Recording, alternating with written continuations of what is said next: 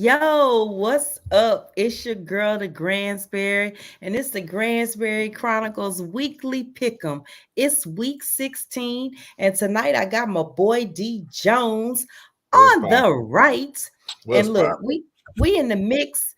Our boy, Coach Pat, it's holidays. He be swinging and banging that extra money and things, and he may join us, he may not, but it's all love just the same. He's not in an entanglement tonight. Okay. We're just going to put that out there. No entanglements for Coach tonight. Emphasis on tonight. Tonight. I'm not I'm not going to give him some extended time frame. But before we get into the pro games, I have to give my shout outs. My nephew won back-to-back state this weekend. Shout out to the DeSoto Eagles. The final rankings came in. They are the number one team in the state of Texas. They are the number two team in the country, number one public school in the country. Just an amazing cap off of a season. If you had a chance to check out the high school Texas football championship Saturday for all the big size districts, your 5A and 6A, it was definitely an aggressive game from the first snap, I would say. And it never looked back. And it's funny because the talk about, the finals was more so, a championship was more so about, quote unquote, DeSoto struggled in week 5 with South Lake Carroll. And I think people who don't really follow Texas high school football don't understand that South Lake Carroll's a powerhouse. The years DeSoto didn't win, it was South Lake Carroll winning. So and then Allen, like you have to keep up now. Like, don't just take wild card statements and show how you don't really track Texas high school football. And so to win against another powerhouse, yes, the score says 7 points, but it was really 14. I mean, at that point, you letting them score so you can get the ball back. That tells me who didn't watch the game. But to win in that competitive of a game against a powerhouse, that's a win. That's a solid win. And if you were tracking them, they were tracking at the number one defense with the most turnovers in the playoffs. So, which they held strong to, right? They I had was about to say six. DeSoto had a lot of turnovers. They did. We had we had 6 in that game and still won. So that tells you how strong the team is, because the average team doesn't overcome that. But we definitely was ready and rocking on all cylinders.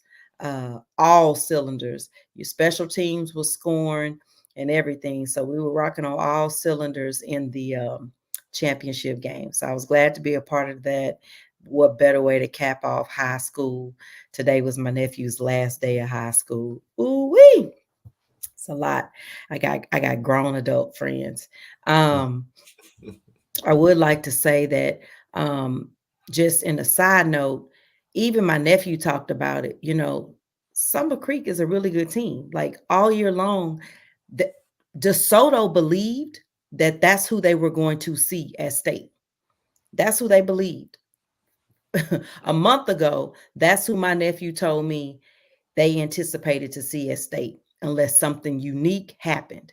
So for those who don't really track or had the jokes or whatever, do you know how hard it is to get to state? Yeah. Like, you've got to play 5 weeks of football after your regular season. They play harder than people play to get to the NFL championship game. So, I mean, constant schedule changes. That's Definitely a more than ton of college. traveling. I'm sorry. I say definitely more than college. Right. And so for them to make it, they can only play the team that they have. And they were a good team. They just ran into a better team. It happens. It just does. Now, we probably didn't think it was going to happen that fast. I mean, I was thinking it would be a little bit more aggressive, but sometimes I think that the disadvantage sometimes is that you notice to in the 6A, the teams that have been there were ready to get going. They know from snap one, go.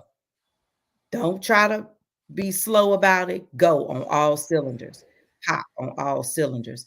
And I honestly think that was a great showing by Summer Creek for them to get ready for next year. They can talk about it, they can feel it, and they won't feel the same. When the playoffs come, they'll know how they want to prep. And what I was telling people also was, when you look at the scores during the season, those games could have went the same way. You rested players and didn't play them 4 quarters because you knew you had to play so many games in order to get to state. So it wasn't Summer Creek got blown out different than any other team. It was consistently DeSoto's goal was put up enough points that there's no doubt you're the winner and then rest. Now, if the backup score, they score, but you score enough to win. That's the goal. Now, Cedar Hill, they probably took personal because they're division rivals and they talked a lot of noise prior to that game.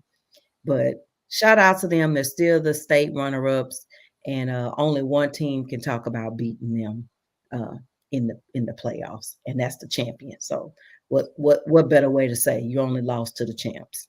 I would take that any day over you was at home a few weeks ago. Mm. So moving on from that, and then shout out to Duncanville on winning back-to-back playoffs.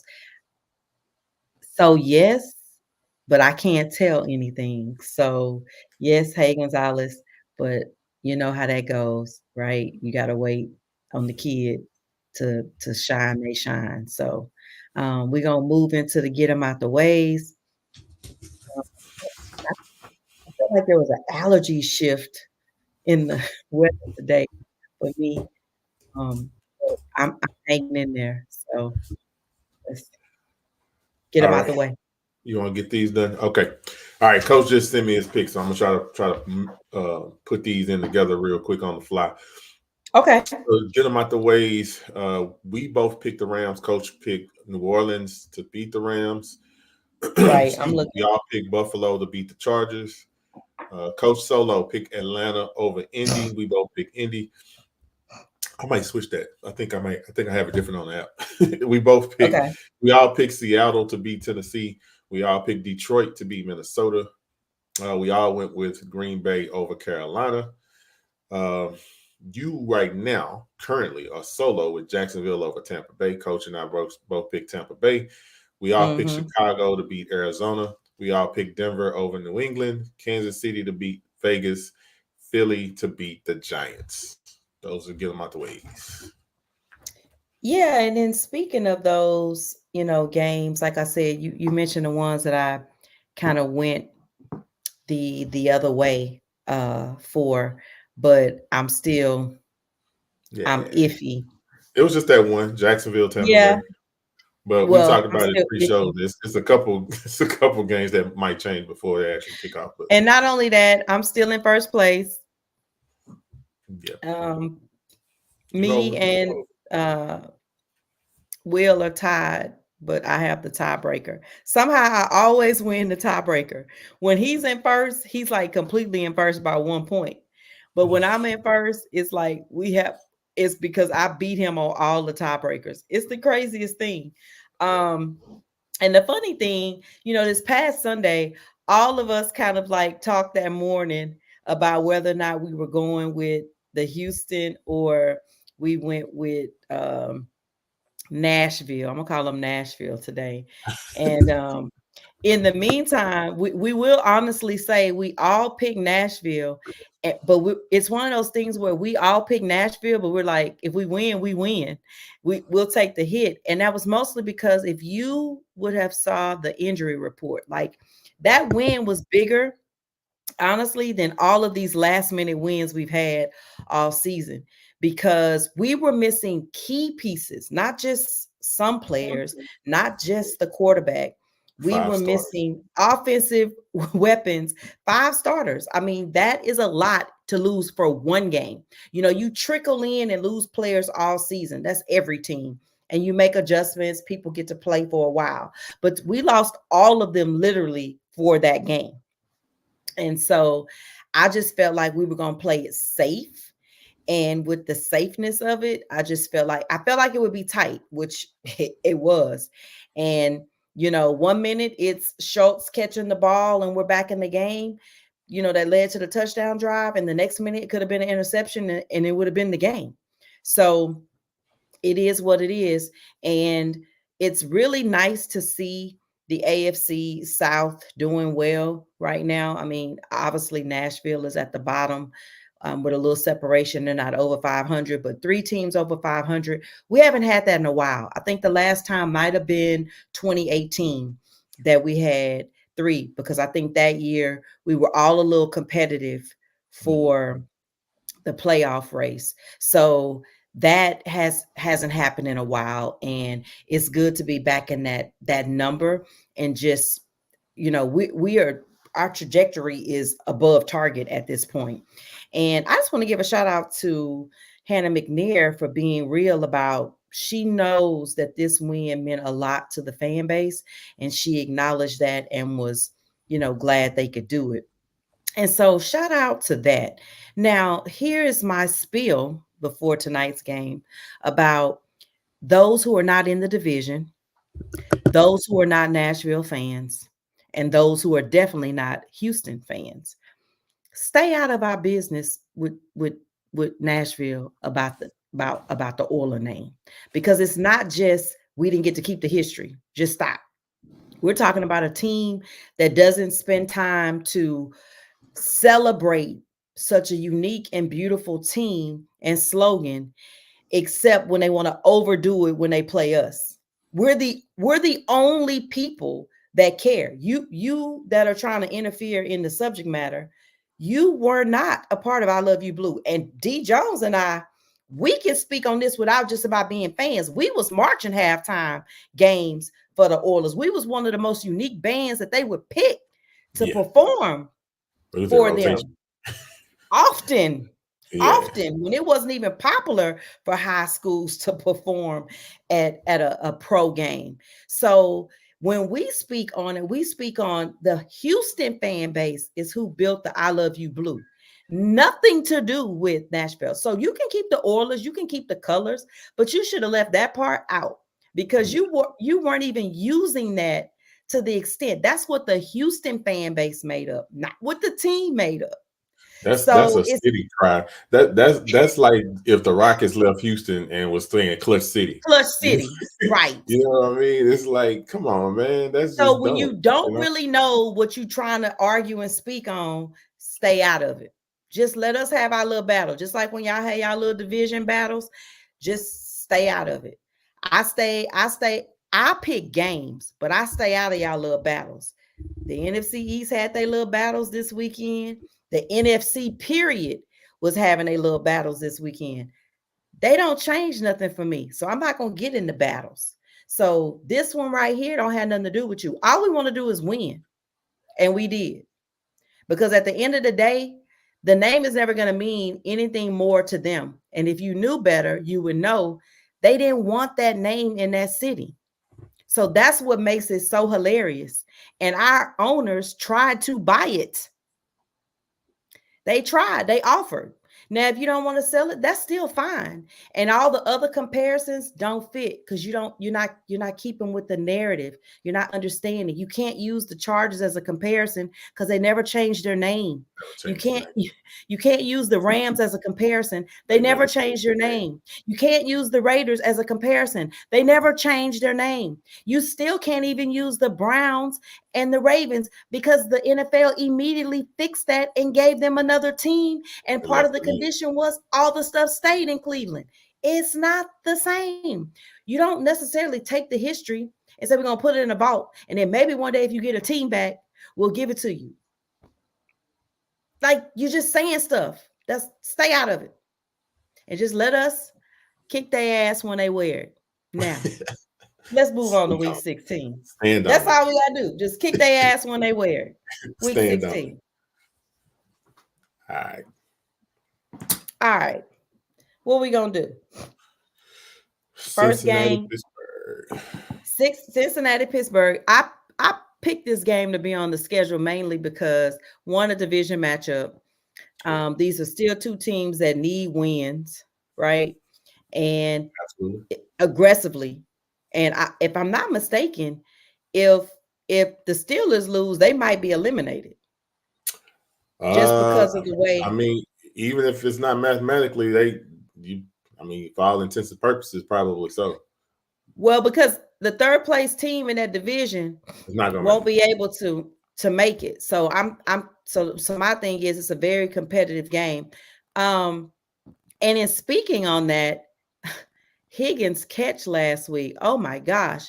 Um, I will I don't even know. Did I say Higgins? Yeah, I don't even know how to I don't even know how to Ooh, describe getting home. Cause see, you got to remember, I was at the state championships all day. So then I got home and watched that game. It was like 1 o'clock in the morning, and I'm just like, wow. yeah, it was the awareness of where he was on the field and the presence of mind to get the ball over the pylon. That was crazy. I mean, the catch, I was like, okay, that was I expected to catch, but when he scored the touchdown, I was like, wow, Situational awareness. situational awareness, crazy. I love it. I love it. It was just some amazing finishes that includes last night. Got to give credit to the Seahawks. That was an amazing finish. Those are the moments I live for. Those are the things I love about football because things can change in a moment. Those are Mm, the games that you will never ever forget where you were when you were watching them or if you were there. Those are the things you that stick out to you the most. So I still think about when we came back against the Bills in the playoff game. And it was like, oh my gosh, like it was the magic of it was so surreal. You couldn't even contain that joy, or being at Monday Night Football in San Diego and winning, and everybody in the whole world sleep, and most people don't even know you won. So yeah. me in saying that I think the game with the pick being important for both, I'm still gonna go with Cincy on the road. I think they got a look. I know they switch quarterbacks. I know they put Trubisky um, down, and they're going back. But at this point, I think there's a little bit more consistency. This team is starting to feel on a roll, which I don't like. But I will give them credit for it. And I don't like it just because of the competitiveness in the AFC and them being in front of us still with a playoff spot. But I definitely think that Cincy should get the edge. What did Coach say? Let me see. While you tell me Coach, yours, I'm gonna look at I Coach's. got you. Coach picked Cincy as well, Okay. and I'm gonna make it a trifecta. I'm picking Cincy also. They're just playing very very confident right now, right? And you got Pittsburgh playing uncharacteristically, uh, like a non-Pittsburgh team. You got several wide receivers not fully blocking. Pickens actually said in an interview this week that he didn't extend himself on a block after what happened to Tank Dell and fear of getting hurt, which was kind of a terrible thing to say. Uh, Oh, I didn't but know that. yeah, I saw that today on Twitter. But yeah, it was just piss poor effort on a play. But I mean, Tomlin actually is at risk of having his first losing season at Pittsburgh, but I don't think that they have what's going to get it done this week. So we all pick Cincinnati. Okay. So the next game will take us over to the NFC East, and we have Dallas on the road in Miami. Dallas is coming off a tough loss in Buffalo. And yes, they did clinch the playoffs even with a loss. But what I want to bring up is for those that were trying to give me a hard time last week when I said I was going with Buffalo. And that's why sometimes, like, y'all know, I don't get into that like petty hate stuff.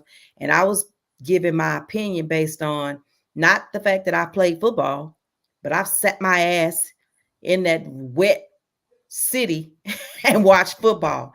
And that wet city is not the same as sitting in Chicago, and it's definitely not the same as playing indoors in Texas. And yes, these guys are football players and they played all over, whatever. But unless you've been to Buffalo in December in these colder months and played, It's a very different feeling. Now, that doesn't mean it's an excuse. It's just, it was my logic for why I picked Buffalo. And as long as Josh could hold on to the ball, they can win. Now, did I expect them to dominate and just like blow them away? No, I really didn't. But I definitely thought that they would have the better game. It just, rain wasn't, when we were talking early in the week, I don't even think we mentioned rain. We just mentioned cold. But when I saw that rain, I knew it was trouble coming because y'all, I'm telling you, we went to Buffalo. It rained from when we left our house, our Airbnb, to the game, to when we sat in the car in the traffic to wait to leave the game, to, to when we went to get something to eat. Okay. And the entire time, it was miserable. And, you know, the TV will let you down because TV will have you looking at the prettiness. They take all the rain out and you don't realize what those guys are playing in. And it gets grimy out there. It gets real grimy. So, hey, that's all I got to say about that, but I kind of said it. Now this week it's a little different. When this whole little 4 series set of games came up, I said it was iffy for me with the Eagles Dallas, but I did pick Dallas, and it depended on what Buffalo showed up. My picks originally were that you would get the Detroit game, Eags. My concern was Hill based on what I saw with Metcalf, but he's injured. I think he didn't play last week because he felt like this game was more important. If he plays and he's, you know, a semblance of himself, I still think it's a tough outing for Dallas, but I do think they could win. But I think it's a tough outing. But right now, today, my pick is with Miami. D. Man, it's funny because these two teams are often thought of two teams that underperform when they playing against a team with that's I guess Super Bowl aspirations. That's what we'll call them. Not just they're playing against another good team, but if they playing against a really really good team, the media is kind of saying that these teams don't show up. So I think I'm going to go with the firepower of Miami being at home over Dallas. Both of these teams really need this as a statement game. Miami needs to keep the pace ahead of Buffalo, who's surging. Dallas just always needs to win, just because their fan base is up and down with them every week. And so I think I'm expecting Tyreek to be back this week. If Tyreek is back this week, I think the Miami offense gets back on track. Well, I say gets back on track. They wasn't off track last week, but they get that spark that they need against against the Dallas team and coming through in a big game. So I pick Miami. Coach also picked Miami. So once again, we are all on the same page with Miami on this one. So I just want to give a shout out to Damon, one of them Nashville fans. Now, I'm gonna give him his respect because he's from Houston and he kept his loyalty to the team. Yeah. But if you dump me and leave me, I'm gonna leave you. But I'm good with it. I'm good with that set of fan base. But I respect that. I respect that. So in that, you still lost. Anyway, back to his question, he was asking about Cincy being ahead of Houston. So the even though we won head to head and better division, but the issue is we're not in their division. We're in the division with Indy, and Indy is ahead of us in our own division. So once Indy knocks us out, it doesn't matter what our comparison is with Cincy, because you first got to rank in your division. So that's part of them weird tiebreakers, right? Once you get outside the division, then you compare records against each other and matchups. So the first problem we have is we're behind the Colts. Well, I was looking it up when he brought that up. I think the bigger issue is more teams, is more than just two teams with the same record. If it was just between the two teams, then the first it would be head to head matchup. But when it gets complicated, when there's 3 or more teams with the same record, so which goes into what you're saying. I just didn't tell the other part. Yeah, that's what I said. Just go a little deeper. If it was just the two teams, if it was just Houston and Cincy and Houston, with the same record, it would be head to head. But being that it's more teams with the same record, which is right now you got Jacksonville, Cincy, Indy, and Houston. Jacksonville gets the bump, of course, because they're leading the division. So with the three of us having the same record, it kind of gets a little, complicated. But yeah, and then it goes to like what Gransberry say, Indy kind of trumps us because of that, and then that kind of messes the whole situation. Yeah. So first, if it's more than two teams with the same record, then they rank you first by your own division and see where you fall, and then they get you. So our biggest problem is the Colts. They keep winning when we win. They lose when we lose. When we lose. So they sitting right on our butts. So if one of us get a different record, then it would be our matchup with Cincy, because Jacksonville's the division spot. Winner, so that kind of knocks them out of competing with us on the tiebreaker. But either way, where are you at, Damon, on that list at the bottom? All right. I couldn't wait to say that again. He been real loud. He been real loud season. He ain't been tripping. Yeah, he have. But long as he know, he lost to our backup. And yeah, here's another cool moment about winning this past weekend. Nashville, because that's where y'all are, decided to send a cease and desist letter earlier this season to the Houston team, the Houston Cougars team, telling them to not sell their blue jerseys and use their blue logos. Didn't Rice do it too, though? I think Rice did it too. Rice did it too. That's why it was messy, because it was so similar.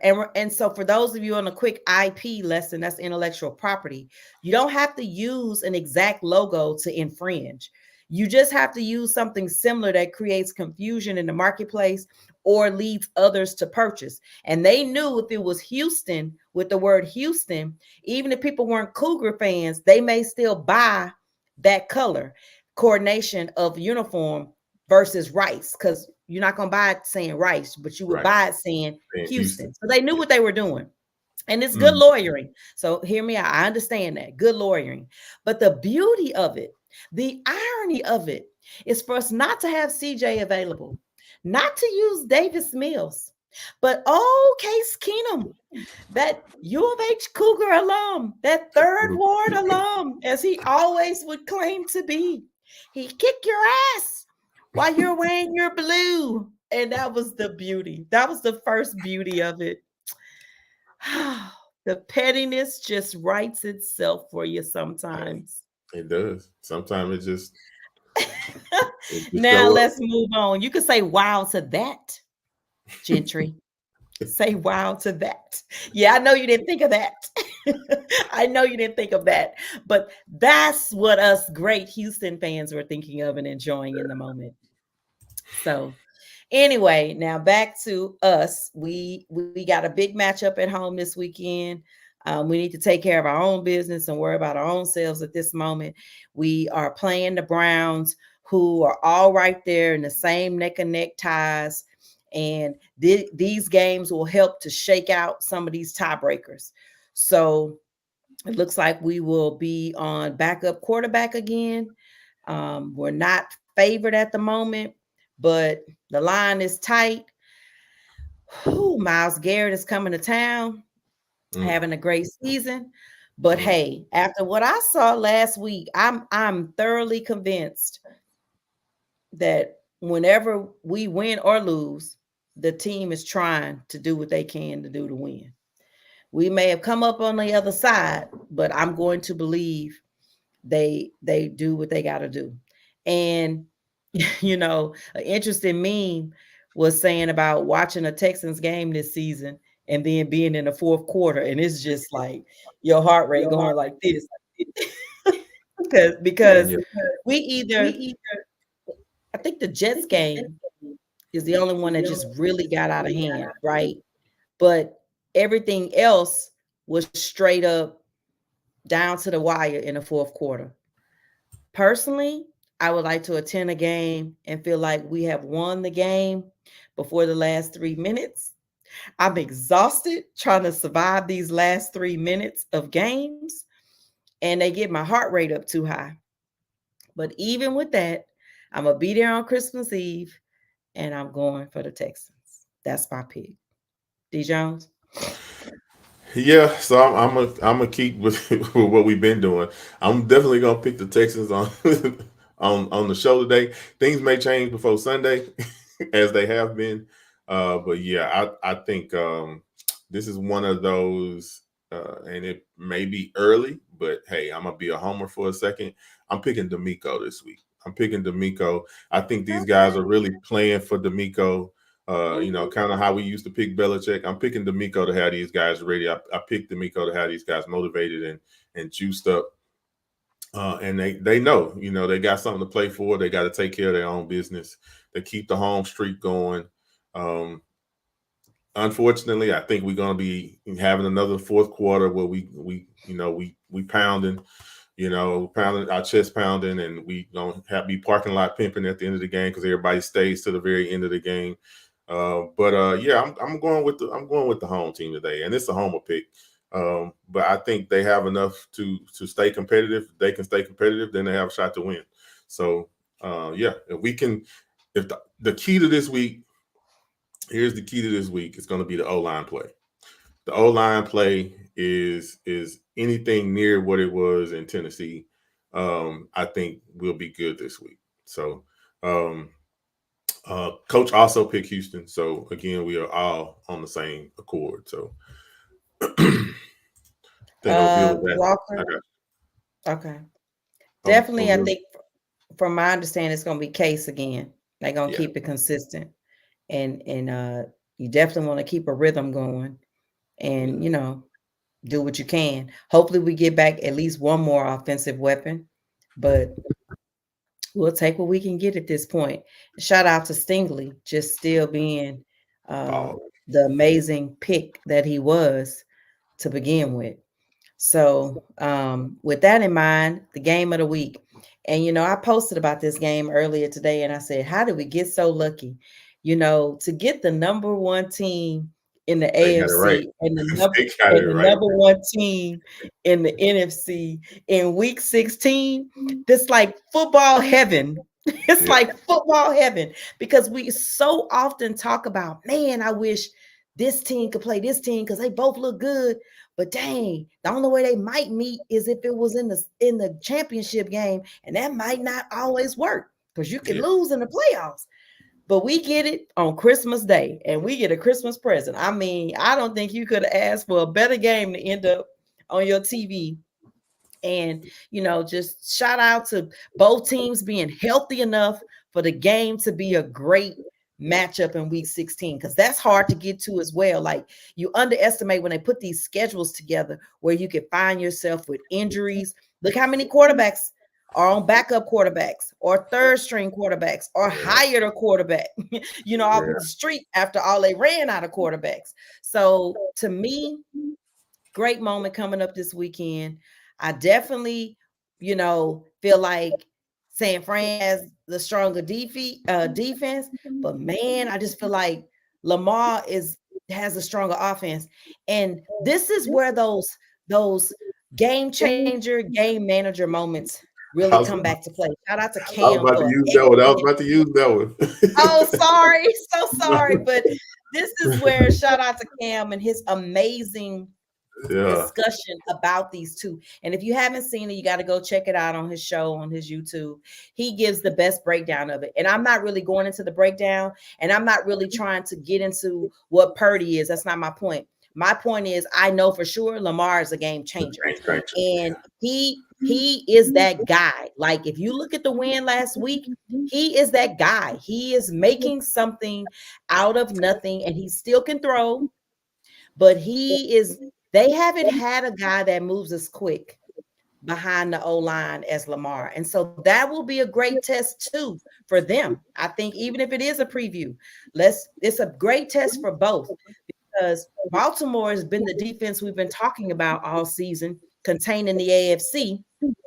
And now they get to see a stronger defense for themselves. So I'm looking forward to this game.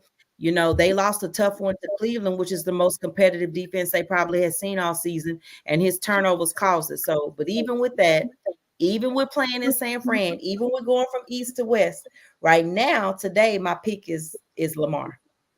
Oh wow. Joe? Let me give you coach pick first. I think coach pick San Fran. Yeah, coach picked San Fran. He picked the Niners on this. Um, I'm not sure if Bosa's hurt, yeah, but I'm not sure. and so obviously, if I'm not sure, it must not have been like some dominant news that kind of changes, things for me. They still got a lot of other defensive pieces. Fred Yeah, playing. we, you know where I'm at. The Warner's back. Woo! So yeah, I'm gonna go Niner gang on this. Mainly because they're home. They're at home. They're playing well on all phases. So I'm gonna go with them to take this game. I love the way that they're playing right now. To be honest, I mean, I'm a Debo fan. Fred Warner on the other side. Um, Purdy is not just a game manager. Purdy is a good quarterback. He's playing very good quarterback. He's making throws that good quarterbacks make. He's not just hitting open receivers.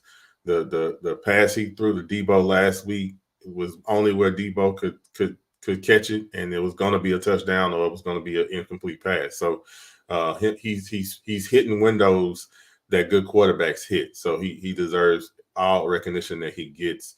I wouldn't put him in the game changer category yet. That is Lamar on that other side. So it's going to be interesting to see the chess match, to see how the defenses combat the different styles of offense, right? Because you're talking about two different styles of offense.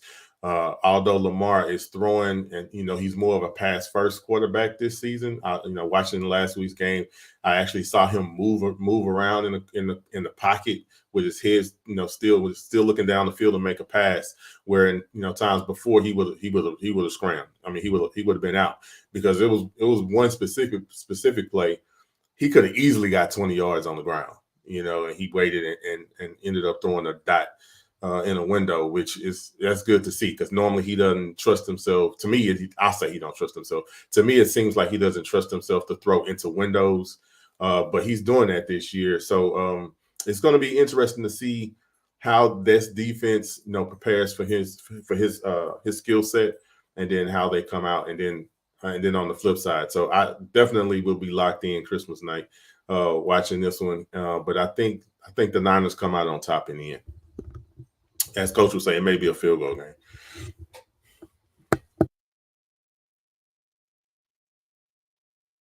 My bad. And like I said, I might change my mind by the time Christmas roll around, but I just like the way Lamar is playing. It doesn't take away.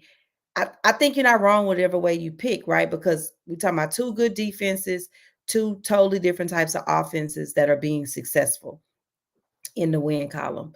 And even in the games they lost, it was, Purdy didn't have all the pieces he need, and there was just some key moments that things fell apart for the Ravens. And then, by the time he got all his pieces together too. So, just different, just such a different thing. And not to go back to the manager changer thing, but I thought about something, I think like it wasn't it was pretty much almost in a sense the same. Remember how we all finally started to see Brady, right? Brady comes into a game because somebody else is hurt, and you start to see his performance and you enjoy it. And I think, as Derek and I talk about often in all sports, not just football, you forget to enjoy the sport because you spend so much time trying to critique and compare. Sometimes just enjoy the game. So instead of trying to categorize somebody while they just trying to do their job, enjoy the game. Because at the end of the day, that's why we're watching. If you only watching to tell us what somebody did wrong, you're losing the best part of the game. The best part. So that would be my biggest thing, because like I said, you notice I don't be complaining this season about the quarterbacks, right? Last year I had a few that I just constantly I hated to pick their team because I just hated who was playing. And even with all the backups and the changes, I do feel like we're in a stronger year of getting more production out of the backups than we have before. Now, there's been drop spots. I get that. But my point is, before, you just stop watching a team, and Derek and I have been a member of a fan base. They just stopped coming when once they knew that it was only going to be the backup. And you got to think, this past weekend, there were 2 starting quarterbacks playing, and tickets were on sale for 45 cents. So if you can get on the other end of that spectrum to a good game, just enjoy it. You ain't got to try to critique everybody to the end of the world. So that's just me. He said Tim Kelly won't let him in. And for those you don't know, Tim Kelly is his OC in Tennessee. You can keep him down there, Damon. I hate to be like this, but we don't went through all our games, and I'm going back to one more little salty thing I got to get off since Damon brought up Tim Kelly. The reason you have Tim Kelly is because your coach tried to emulate a legend coming out with a cowboy hat on. See, that's the reason why we mad at y'all. Not just because you put no Oilers logo on your helmet or your field. A cowboy hat. He came out with the whole bum situation, man. It was like, not Halloween. Them people didn't even know what it was. I bet you most of the fans didn't know what he was doing. That's why we called him Food Lion. Yeah. That's what the original is HEB. What's up with you? It was it was disrespectful. Now, I mean, like I said, you can plaster the logo everywhere, but really, dude, come on, man. Come on. That's at the city for sure. Yeah. But you know. So that's it on that. 1916. But I'm like I said, I'm ready for Sunday, so I'm back in my zone. And like I said, it's time for us to get out of here. Coach Pat is on the hardwoods getting that money, and we understand. D Jones, tell the people where they can find you. Oh man, I wasn't even ready. You can hit your boy on TikTok. Ran up on me on TikTok or Twitter. That boy D Jones. Instagram. That boy D. Jones. Happy holidays to you and yours. Be safe. Oh yeah, I forgot the holidays are gonna come up before we get back. Yeah, because I think right now I'm my next focus would be on the national championships here in Houston. Well, the actual championship, but the games leading that way. Okay. But that's pretty much my next thought process for the top of the year. But yes, enjoy your holidays, whatever your celebrations may be. I'm trying to figure out how I can get 48 hours. And I probably have to fast. And the reason I say that is because I want 48 hours in my bedroom and never come out. Like only go in my restroom, in my bedroom, shower and all the other S's, and then back in the bed and just stay there all day and read and everything and drink water.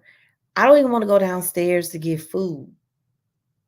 I'm just trying to figure. That's what I want. That's my Christmas gift, because y'all know I love my niece and nephew, but y'all don't understand how hard it is to. So for those 6 weeks, I was on the road, 300 to 500 miles every weekend, trying to go to those games. And I know what y'all do for y'all babies. I ain't saying you don't do what you do for your kids, but it's hard when you don't live in the city. Though y'all don't got to go to a few games of your kids and drove 30 minutes. So it's exhausting. It's overwhelming. So now this is like, it's the holidays now. So now I got to do the holiday. So with all of that, I'm just trying to find a little moment to just be still. And that's my gift to myself, to be still, because my favorite time of the year is coming up in January and February, because it's the highest moment with my love, and then he breaks up with me all at the same time. So follow your girl Facebook, Instagram, Twitter, and TikTok at the Gransberry, and we'll catch y'all next time. Peace. Protect your peace.